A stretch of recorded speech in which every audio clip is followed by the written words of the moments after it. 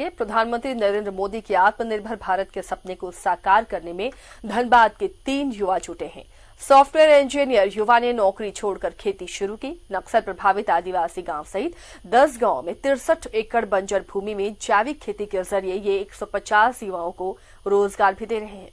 देखिए report. Corona ने हमसे बहुत कुछ छीना है, तो ऐसे में हमें बहुत सारी चुनौतियों को अवसर में बदलने का मौका भी दिया है।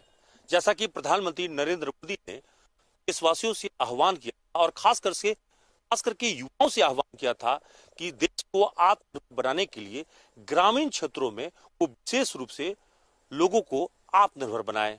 और ऐसे में धनबाद के भूली के कुछ युवाओं ने कुछ ऐसा ही किया है। ये धनबाद के भूली का इलाका है और झारखंड मोड़ इसको कहते हैं।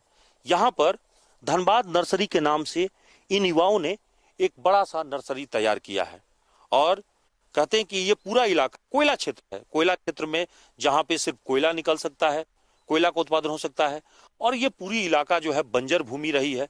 और यहाँ पर इन्होंने एक नर्सरी तैयार किया है जिसमें कई ऐसे पेड़ पौधे तैयार किए हैं, कई ऐसे जो है फल फूल जो है वो तैयार किए हैं जो अमूमन इस क्षेत्र में नहीं उपज सकते हैं। और वो सभी की नर्सरी ही नहीं बल्कि एक रिसर्च सेंटर भी तैयार किया है। इनके रिसर्च सेंटर को दिखाने के साथ ही हम आपको दिखाते हैं कि कैसे 62 एकड़ में जैविक खेती करके इस इलाके की तकदीर और तस्वीर बदल रहे हैं। कोरोना संकट के समय में भी धैर्य के साथ कुछ करने की कोशिश की जाए तो सफलता पाई जा सकती है। धनबाद के भूली के रहने वाले पेशे से सॉफ्टवेयर इंजीनियर रवि निषाद से मिली।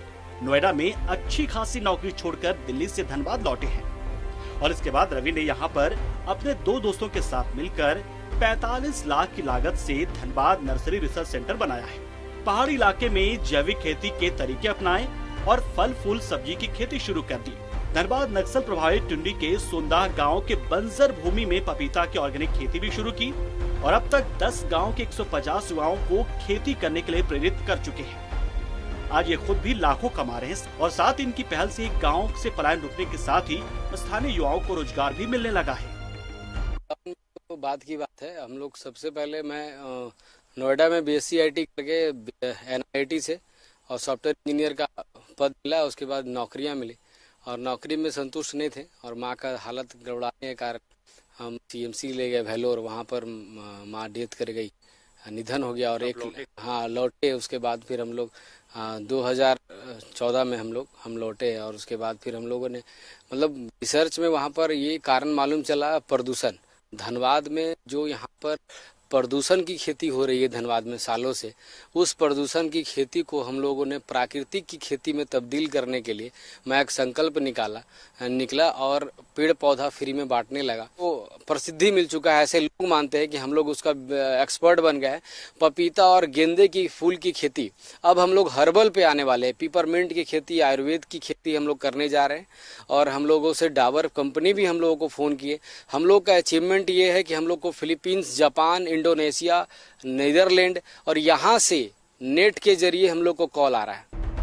देश में जब कोरोना महामारी दस्तक दे रही थी तब धनबाद कोयलांचल के कई पढ़े लिखे युवा नौकरी छोड़कर धनबाद वापस लौट रहे थे। उसी में से धनबाद ने अपने पूर्वजों की मिट्टी में खेती कर प्रधानमंत्री के आत्मनिर्भर भारत को मजबूत करने में जुट गए। कल तक जो खुद रोजगार के लिए दर-दर भटक रहे थे, आज ये तीनों दोस्त रवि निषाद, रंजीत कुमार और सुधीर हेम्ब्रम एक कंपनी बनाकर खुद दूसरे युवाओं को रोजगार उपलब्ध कराने लगे हैं। यहाँ तक कि इनके जैविक खेती अभियान से महिलाएं भी जुड़कर आत्मनिर्भर बनने लगी हैं। सबसे बड़ी बात यह है कि कोल सिटी में ये युवा कुछ ऐसे पेड़ पौधे लगा रहे हैं जो इस क्षेत्र में उपजते ही नहीं है, जैसे सेब, संतरा, मौसमी, चीकू, नाशपाती, कीवी, अनानास और अंगूर जैसे फसलें भी वो उगा रहे हैं। गोविंदभोग चावल से लेकर फल फूल के नए किस्मों की वैज्ञानिक पद्धति से खेती कर अब इलाके की तस्वीर बदल रहे हैं। पहले मैं रिलायंस में था, वहाँ पे जॉब कर रहा था। उसको फिर ये प्लान में जब हम लोग आए, इनके साथ मिले, सारा कुछ देखा किया तो बहुत अच्छा लगा और स्टार्ट किए हैं। और आज के डेट में आज बहुत सारा साइट हम लोगों का चल रहा है। यहाँ अभी कितने सहयोगी जुड़ के कितने लोग रोजगार पा रहे हैं? रोजगार पाने की बात करेंगे तो 100-150 लोग को रोजगार मिल रहा है, क्योंकि अलग अलग गाँव में हम लोग काम कर रहे हैं। हर गाँव में 10-20 ऐसे लोगों को काम करता है। पहले रिलायंस में काम करता था जो सूरत में जीरा साइट इंडस्ट्री में था as a engineer. Robot engineer. तो बहुत 2000 से एम्पॉइंट था, बहुत अच्छा लगता था रहने में भी। वहाँ की चकाचौंध देख के बहुत अच्छा लगता था, पर वहाँ के गुजरातियों का जीवन शैली देख के थोड़ा सा धक्का लगा कि वो लोग नौकरी कर रहे हैं सिर्फ नाम का, करते क्या है बिजनेस। और अपने सोचे कि घर में भी थोड़ा दूर में रहते हैं तो चलते हैं, वहीं रहते हैं, वही बहुत सारा जमीन है, खेती करते हैं तो अच्छा लगेगा।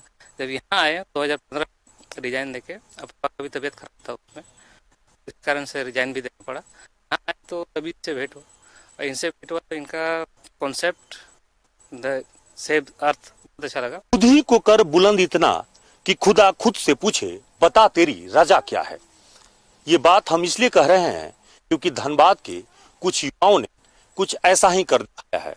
दरअसल वो अब गांव को आत्मनिर्भर बनाने के लिए न सिर्फ अपनी नौकरी को उन्होंने त्यागा, बल्कि कोरोना काल में वो कई युवाओं के लिए रोल मॉडल बन गए हैं।